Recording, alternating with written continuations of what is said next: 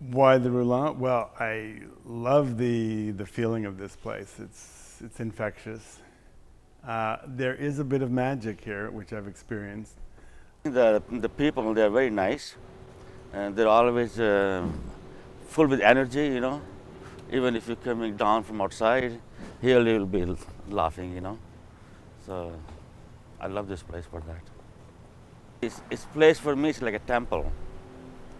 I want to go to temple because I want to be in peace, you know, and I want to get inner energy, you know, get happy. That's the reason I want to go there. And I love to come here for same reason. Like I said, I would be here every day. Et ce que je trouve très intéressant du Centropole, c'est que c'est des jeunes qui vont dans le milieu de vie des aînés et par tous ces petits gestes-là, leur disent « ben nous, on a le goût de s'impliquer auprès de vous. On a le goût de vous inviter. On a le goût de que vous fassiez partie de notre communauté. » Et ça, c'est extrêmement, je trouve, gratifiant pour les aînés. Et c'est pour ça que le Centropole est si précieux. Oui, ça fait du bien.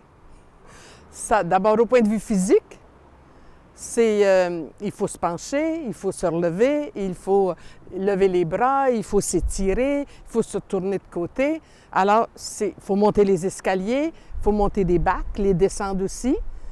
Alors, ça fait de l'exercice physique. Et ça m'empêche de rouiller. Fait que ça, j'ai dit, c'est bon. Parce que je trouve que c'est important pour des personnes âgées de se sentir encore capables d'aider les autres. Et puis, je trouve que c'est valorisant pour la personne âgée de se sentir utile. Utile à la société, utile à l'entourage. Parce que je trouve que il n'y a rien de valorisant que de mettre ses pantoufles, de s'asseoir dans une berceuse puis de jouer au bingo. Alors, j'en ai rien contre ça, mais moi, ce n'est pas ma façon de vieillir. My friends sort of say, "Oh, Clarence, this is so nice that you do this, whatever, you know." And I said, "Listen, what you don't know is what I get out of it. And what I get out of it is I come home after a delivery and I walk, you know, usually 2 feet above ground. I'm so happy to have met the clients. When I deliver, I'm here from 2 to, by the time I get back, 6:30, and I've had a wonderful experience. We've done a lot of sondage, a lot of surveys with our membership over time. And one of the things that kept coming up that I've just started amassing was this idea that when I talk to people, there's usually this element of, I feel really good about contributing, but I feel like I'm getting more out of this place than I'm giving. So, but everyone says that. Donors say that, you know, our client members say that, our volunteers say that. So what's the secret to the abundance here? Like, where is this? It doesn't seem to fit in any kind of model that everyone feels like they're getting more than they're giving. As young people and seniors, a lot of your time is institutionalized, either as students or as young employees. Your role is prescribed and you're being told a lot of stuff and your contributions aren't expected to be part of the exchange. And for seniors too, as you start getting back into the medical system, it's very institutionalized. So places where you can come as yourself and that's more than enough and it's actually expected to and necessary for the place to survive, I think that's super gratifying. And I think more and more, the way we live our lives in urban settings, I think it resonates with everyone. Ah, ben c'est la plus belle partie de la livraison, là. Moi, c'est la livraison Centre-ville qui est ma préférée, que j'ai faite surtout ma première année. Là, à un certain moment, pendant plusieurs mois, je la faisais à chaque semaine. Fait que j'ai vraiment tissé des liens avec des clients, David Gray, Paul Mullin, Dana Friend. C'est vraiment devenu des amis. They're always nice. They always have something to say about the weather, about the day, something, you know. They're really chatty people, and I appreciate that very much. It's very nice to have, as you know, they come around the corner from the door from the stairs, and there's always a big smile coming at me. It's wonderful. That's my main impression. Oui, à chaque fois, ça me fait vraiment plaisir de parler avec eux. Sentir aussi qu'ils ont besoin de parler, tu sais, puis là, c'est quelque chose que je peux offrir, puis c'est un cadeau pour nous deux d'être là, puis de s'écouter, tu sais. It's a lot like your mother's food. You have the same thing fairly often, and it has the style of the house, which makes it comfortable when, you know, and it's just good food, because, you know, you can go to a restaurant and get something very exotic, but you don't want that every day. You want mother's cooking, and that's what you've got. I sort of think of Roulant as my mother, you know. Cuisiner ensemble, ça fait partie de nos racines, hein. Je pense qu'il n'y a rien qui nous rapproche autant de nos grands-parents que la recette de notre grand-mère. Ça fait partie de notre enfance. C'est quelque chose de très convivial, hein. Au Québec, on a beaucoup vécu dans nos cuisines. Donc, le Centropole, c'est facile de faire le lien avec ça. C'est quelque chose d'universel. C'est la base de la vie aussi. When you get older, I think that's the hardest thing, is to prepare meals for yourself. You just, they're alone, or you don't, you know, what do I eat? You know, nourishment is important. It's for your health.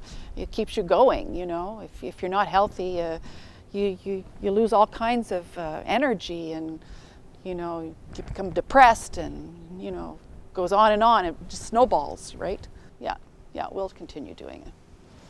Yeah, we'll probably be a client one day.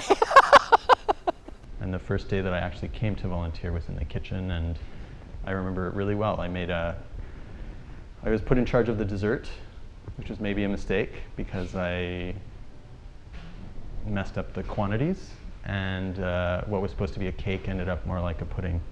And even though it didn't end up how it was supposed to end up, everyone was like really supportive and said how good it was, and I just thought, oh, what an amazing place.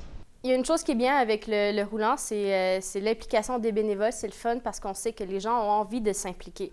Mais ce qui est vraiment super avec le Centropole Roulant, c'est qu'il y a en soutien une équipe de gens qui travaillent au Centropole Roulant, qui sont des gens jeunes, dynamiques, impliqués. Tu sens qu'ils ne font pas juste ça pour l'argent, ils font ça parce qu'ils aiment faire ce qu'ils font. Et ils aiment ça aussi. On voit dans leur attitude, on voit dans leur non-verbal, dans leurs gestes, dans leurs paroles, qu'ils sont contents d'être ici et de travailler avec des bénévoles. Ça, c'est quelque chose qui est vraiment très valorisant parce que justement, en tant que bénévole, je me sens attirée. J'ai envie de le faire parce qu'on me dit on a envie que tu le fasses. Tout le développement durable sur lequel s'appuie le Centropole Roulant est assez fascinant, et l'atelier de vélo, donc d'apprendre aux gens à réparer leur propre vélo, mais aussi de faire des thématiques. Je sais qu'il y a également des ateliers de vélo pour les personnes de conjoints de même sexe et pour les transgenres. Donc, cette inclusion-là où on dit tous et bienvenue au Roulant. Et le souci de l'accueil, quand on pense aussi à l'Assemblée générale, où c'est la première fois où il y avait des bénévoles, où je vois des bénévoles qui sont attitrés pour la soirée à une table pour voir si j'ai besoin de quelque chose, j'ai de l'eau ou le goûter qui nous est offert. Donc, et les gens viennent se présenter. Donc, ça crée rapidement, je dirais, un climat d'ouverture.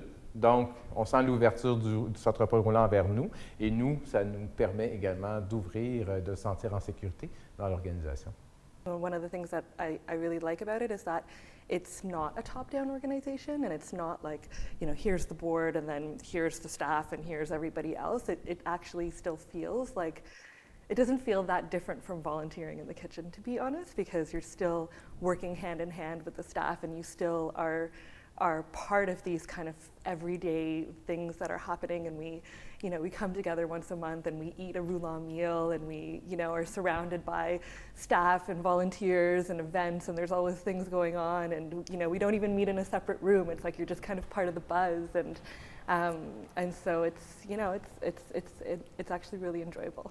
There's something about the Roulant that is extra special, and I wish I could put my finger on it, and I wish I could, you know, name it and spread it and help others to do it, but it's like, it's so ingrained in the history of the organization, and it's just like, it's like, embedded in so many tiny little actions that I don't think you could package it and sell it. It's like you feel it when you walk through the door. Anyone that I've ever brought here, anytime we have, you know, friends or family visit from out of town, I always bring them here. Like it's part of the Montreal tour, and people can feel it. There's something that's so welcoming and inclusive and warm.